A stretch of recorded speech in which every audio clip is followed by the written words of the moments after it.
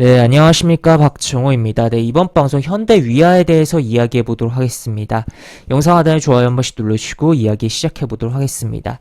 네, 현대 위아 지난 7월이었죠. 7월 아마 이날이었을 거예요. 이날 어닝 서프라이즈가 나오면서 주가가 움직이기도 했고 그때 해당 내용을 이야기하면서 제가 현대위아의 2분기 IR 자료를 가지고 같이 보면서 영상을 좀 올렸었던 기억이 나는데 그 이후에 주가 흐름이라고 한다면 결국 요 정도죠. 요만큼의 흐름이고 뭐 의미 있게 볼 수 있는 흐름이라고 한다면 바로 오늘 흐름이지 않나 싶기도 합니다. 그래서 그 이후의 흐름 요거에 대해서 조금 이야기도 해보고 또 추가로 기존과 달라진 게 그닥 없는 큰 흐름에 대한 부분도 좀 이야기해보고 지난번 영상에서는 제가 기계 사업 부분의 그 실적에 대한 부분 에만 살짝 초점을 두면서 좀 이야기를 했던 것 같은데 그 부분에서 좀 세부적인 부분으로 들어가서 그리고 또 그 부분이 지금 최근에 굉장히 뭐 부각이 되고 있는 글로벌적인 그리고 국내적인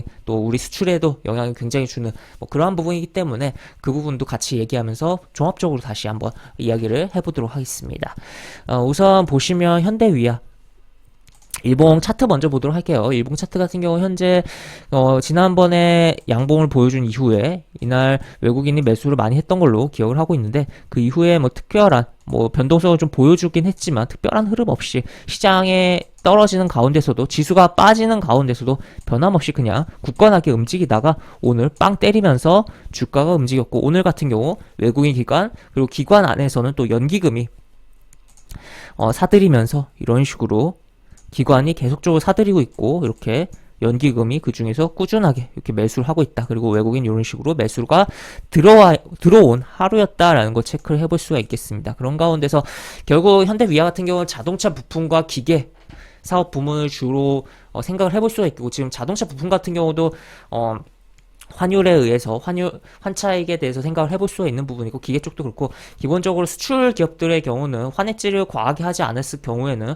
환차익에 대한 이익을 생각해 볼 수 있는 현재의 환율이 형성되고 있다라고도 볼 수가 있는데 그리고 자동차 같은 경우는 지금 국내 기업인 대표 완성차 기업인 현대차와 기아가 글로벌에서 잘 풀려나가고 있다는 점에서도 뭐 수혜를 볼 수 있는 그런 부분이죠. 근데 포인트는 지금 이 기계 쪽이 원래 적자도 기록을 하고 턴을 하고 있으면서 그 부분의 그 변화를 좀 주목을 해볼 수가 있었던 가운데서 여기서 또 세부적으로 본다면 결국 약간 로봇 쪽으로도 연결해 볼 수가 있고 그리고 최근에 굉장히 부각이 되고 있는 방산 쪽으로도 연결해 볼 수가 있겠습니다. 그래서 해당 회사의 사이트를 들어가서 본다면 현대위아 같은 경우는 일단 사이트에는 이런 식으로 분리가 되어 있어요. 자동차 부품이라든지 공작기계 뭐 방위산업 쭉 분리가 되어 있긴 한데 재무제표 2분기 재무제표를 뜯어봤을 때는 이제 기계 쪽으로 그냥 자동차 부품 하나 그리고 기계 이렇게 해서 사업 부분을 분리해서 공시를 하고 있고 그 기계 안에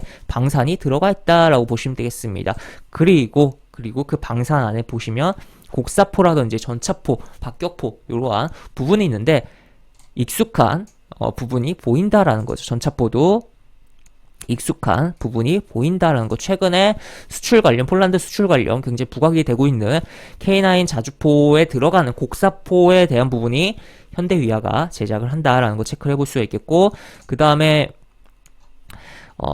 전차포에 대해서도 K2에 들어가는 이러한 부분에 대해서 좀 생각을 해보면서 그러면 이 방산의 수출이 이러한 K9, K2가 증가할수록 현대위아도 같이 좀 수혜를 볼 수가 있겠구나라는 것을 생각을 해볼 수가 있는 부분이다라고 볼 수 있겠죠. 그리고 뭐 이렇게 그 외에도 여러 가지 뭐 부분이 있다라는 거 체크를 해볼 수가 있겠고 그리고 해상 쪽도 같이 볼까요? 해상 쪽도 보면은 뭐 함포에 대한 부분도 이렇게 나와 있고 그리고 뭐 함포 뭐 이런 것도 나와 있고 그 다음에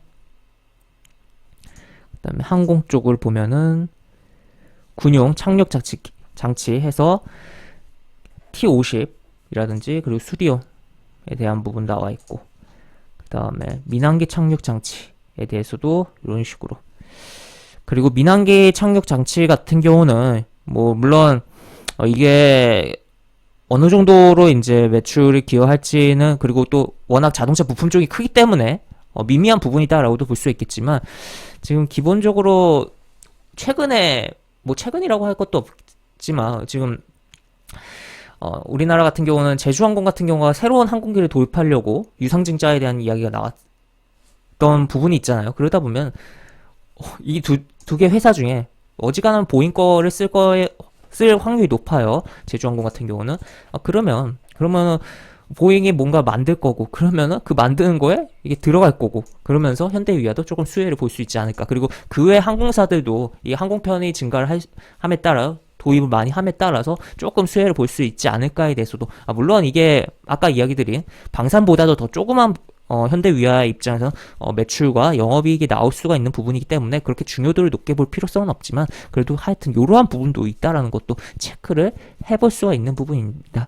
그리고 미래형 무기에 대해서도 지금 보시면 원격 사격 통제 체계 관련해서 뭐 이러한 내용들이 이제 나와 있다라는 거. 그래서 적용 기종 뭐 기관총 내지 고속 유탄 발사기 뭐 이런 거가 진행을 하고 있는 게 있다라는 점에서 지금 우리나라 우리 군이 저출산으로 인해서 병역 자원이 굉장히 쪼그라들고 있다 보니까 점점 군을 스마트하게 첨단 장비로 무장을 해 가야 되는 그러한 상황이라는 점에서 봤을 때 이러한 부분들도 분명히 수혜를 볼 여지는 있다. 그리고 우리가 사용을 하고 또 그에 따라서 검증이 되면 그런 것들이 또 수출로도 연결될 수 있는, 또 우리나라의 특성상 좋은 부분은 아니지만 휴전 국가라는 특징으로 인해서, 분단 국가라는 특징으로 인해서 실전 배치를 하고 있는 무기라는 것에 통해서 오히려 방산 시장에서 수혜를 볼 수 있다라는 것도 체크를 해볼 수가 있는 부분이다라고도 볼 수 있겠습니다. 그래서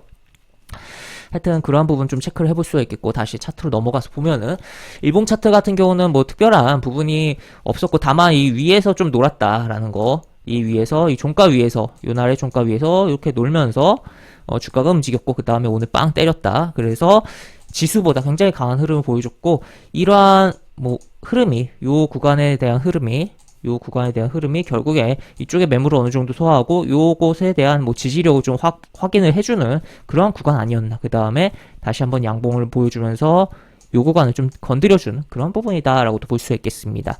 그래서 여기서 이제 다시 한번 조정을 주고선 다시 한번 쭉쭉쭉 움직이지 않을까에 대해서 좀 생각을 해볼 수가 있고, 기본적으로 수급이 탄탄한 시장보다 지수보다 강한 흐름을 보여주고 있는 종목이라는 것을 생각을 해볼 수 있겠고, 큰 차트로 넘어가서 보겠습니다. 큰 차트로 보면은 이 60월 이동평균선 5년의 값이죠. 5년의 월 이동평균선에 대한 부분을 지켜주고선, 그리고 10년에 대한 120월 이동평균선에 대한 부분을 찔러주고 밀렸다가 여기 지켜줬어요. 그러면 다시 한번 여기에 대해서 도전을 해보는 생각을 해볼 수가 있겠고, 그렇다면 한 10만원 정도 선을 시간이야 걸리겠지만 생각을 해볼 수가 있는 그런 가격이 되지 않을까라고 볼 수가 있는 부분이죠. 그리고 여기서도 지금 싹 돌아서 나가는, 딱 안정적으로 조정을 주고선 지난해 캔들이 형성되고 음봉이 지난해 양봉 형성 이후 음봉이 이렇게 형성되면서 안정적인 조정을 주고 있는 캔들이 나오고 있고, 흔히 말해서 캔들을 해석하는 데 있어서 흔히 말해서